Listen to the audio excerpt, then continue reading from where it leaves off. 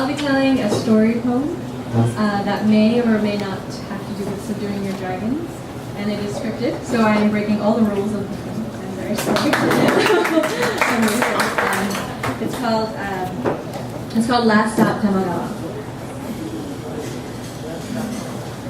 Last Stop Tamagawa. I would place sunflowers in your yard, concrete stones and an abandoned bus, on the corner between a noodle shop and supply store. The screen doors were open, always open, to pour in the summer heat. The aloe that Grandpa planted to eat with his breakfast was bitter, the taste of prickly dew. Filled and unfilled potted plants, trumpet flowers, peonies, gardenia, scattered the yard, but the sunflowers were the brightest. I have never seen one so high. I grew up in New York City to Japanese parents. Every summer, I'd visit my grandparents in Japan. And when I visit my grandmother with my mother, we'd always take the same bus after hours of crowded trains to the very last stop, a small town on the outskirts of Saitama. Every year, the bus driver was the same. I think he took his job very seriously. He'd always say, "Shuten Tamagawa," and every year I'd push the buzzer, even though I knew that he had to stop at the last stop. But just in case, I pushed the buzzer, and he would always stop. My grandmother would always order sushi for us from the local sushi restaurant that had a very angry dog that would bark at us every time we passed him. He'd be chained up, but he scared me nonetheless. He probably just wanted to be petted. We'd arrived to Saitama, to my grandmother's house, very late, so the sushi was usually wrapped in saran wrap. There was always way too much for 4 people, but it was a celebration. We had arrived home. I remember always being very jealous of my friends because they would live so close to their relatives and they'd consider it a chore, to go and have dinner with their grandparents. I only got to see my grandparents once a year, and I tried to cherish every minute of it. I saw it as an adventure, like a journey, literally to a place that was so foreign from my urban jungle. Now that I look back, I realize how privileged I was to only see them once a year. That way, it never lost its charm. I could eat dinner with my grandparents for a whole month, every single day. In the summer, sunflowers lined the house. My grandmother, my mother, they would garden their house full of colors. I remember the milk bottles in the morning. Meiji milk bottles with a paper cap that you push in to open. I always thought my grandparents must be rich to afford such delicious milk every day. Only later did I realize that my grandparents don't actually drink milk, but would order it for the whole year so I can drink it just in the summer. They never told me that though, of course. Something that always touched me was the post box. It would have our names on it. Not just my grandparents' names, but my mom, my dad, and my name.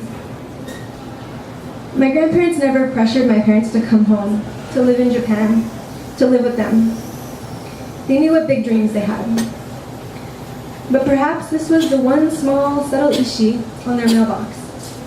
That one day, maybe one day, we'd live here too. They used to own a clothing shop. My grandpa would ride his bicycle into Tokyo to buy fabrics and cloths. My grandmother would alter them and attend to the storefront. My grandpa would ride then to the neighboring farms and then sell the kimonos and fabrics to farmers who didn't have the time to shop. My grandmother's favorite color was wisteria, so the shop was filled with flowered shades of purple. My grandfather would chew his water. He loved to eat aloe, worked hard, and loved to farm. He was a man of few words, but he was quick to offer a silent smile, and he enjoyed grated radish. When I'd visit in the summer, we'd have sushi celebrations, and we'd have a little mini matsuris. My grandmother would buy the biggest watermelon at the market, and we'd lay down some newspaper underneath it in the yard. We'd arm me with a stick, cover my eyes with kimono cloth, and spin me around. Watermelon seeds would sprinkle our toes. And we would go to the onsen. I'd wash my grandmother's back and eat ices afterwards. We'd buy hanagi and light up the garden with our sparks. I loved games. My grandmother loved puzzles. I challenged her to arm wrestling matches that I would win. and we'd sink the teeth in the alligator that bit us if we pressed the wrong tooth. We'd play cards and become daimyos and peasants, and we'd do other things like make pickled plums and fold laundry together. Did you know that kimonos are made so they can be recycled? So they can easily be cut into strips for stitching or to be cut into rags. You didn't need to iron kimonos when you wash them. There's actually a special way to fold them so they naturally dry without wrinkles. My grandmother taught me how to wear yukatas for festivals and how to walk with small feet on the tatami. She had the most radiant smile, like sunflowers. So we used to own a clothing store, and after my grandfather became hospitalized from a stroke, my grandmother would go visit him every single day, traveling to Sakado City about 2 hours by bus from their home, bringing a fresh batch of folded clothes and a towel. My grandfather's name carefully written in black Sharpie in each one. She would always spend all afternoon with him, sitting with him, sometimes chatting to herself, sometimes just in silence. I remember the smell of hair oil, menthol, and clean linens. Before my grandfather fell off his motorbike, he worked every day until late into his 70s. My grandma too, she would work even while my grandfather was hospitalized, always in her nice kimonos, entertaining customers. Kotsu, they worked hard every day and had enough money saved up for retirement. They had enough money to cover all of the hospital fees for my grandfather. Life savings.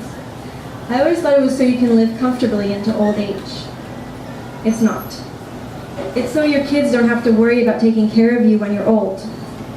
The ultimate kizukai. I can't even fathom now, with our generation always thinking of me, and my travels and my career. Mashitewa, how can we imagine what kind of life we want for our children, for our grandchildren? We say that our generation is lucky because we get to travel and we get to spend time on ourselves, and I think that's true. But I think there is something profoundly lost in not having to stay and to protect our families. To humbly, quietly think of those who have come before us and will come after us. And so my grandparents, they paid for every single thing for themselves. Even their gravestone was already paid for while they were still alive. And then my grandmother had a stroke. She could have attended rehabilitation and with the right support could have recovered slight movement in her legs and continued to live in her home. But Grandpa was gone and she lived alone. Her daughters married off, her son in a distant land, and no one to bring her fresh towels with her name written in Sharpie. She became depressed. I was in high school, slacking off, studying for exams that were meant to keep you busy. I left her. My family left her. And because she was too kind to say anything, because she didn't want to be a burden, and they had their life savings, she went into a nursing home. And that was the year there were no more sunflowers. We stopped going to visit in the summer. There was a new bus driver, and the town had gapped or joined together with the neighboring town to be called Tokigawa. I had dinner plans with dates and friends, and I could eat watermelon in New York too.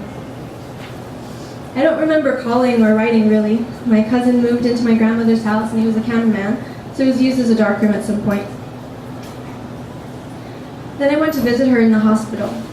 I would bike 1 hour to the nursing home in the mountains, and there she was, crying, crying, crying. Told me she wanted to die. She wanted my grandfather to come save her, and she kept rubbing her hands like this. Like she needed to feel someone's skin against hers, but no one was there, so she'd rub her own. And all I can say was, I'm sorry, I'm sorry, I'm sorry. And after a few hours of sitting with my grandmother, of trying to fill her in, of trying to desperately order sushi again and plant the flowers and the aloe, I couldn't anymore. And I couldn't stay longer, so I would leave. Even though, of course, I didn't have to. I didn't have any other dinner plans. I'm sorry, I'm sorry, I'm sorry. But I don't care about textbooks or titles anymore, I swear. I just want to be there with your sunflowers and glass milk. Instead, I chase silly abstract pursuits, reveling in quiet triumphs that would be buried in stacks of college libraries. I studied Kant and chemistry, read Proust and Bukowski, debated racial relations, and minored in education. I wanted to save people, but not you.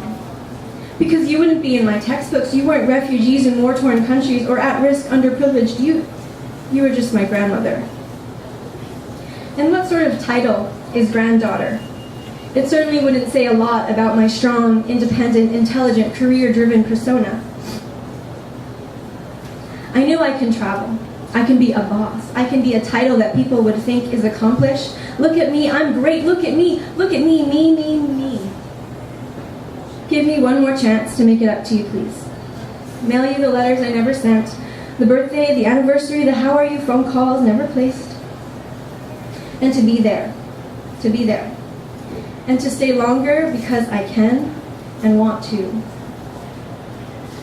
Shut the lights and sing to me your raspy 84 years. You say. And in the spaces between the dawn and the memories and ashes, show me your darks and grays and tremble with me.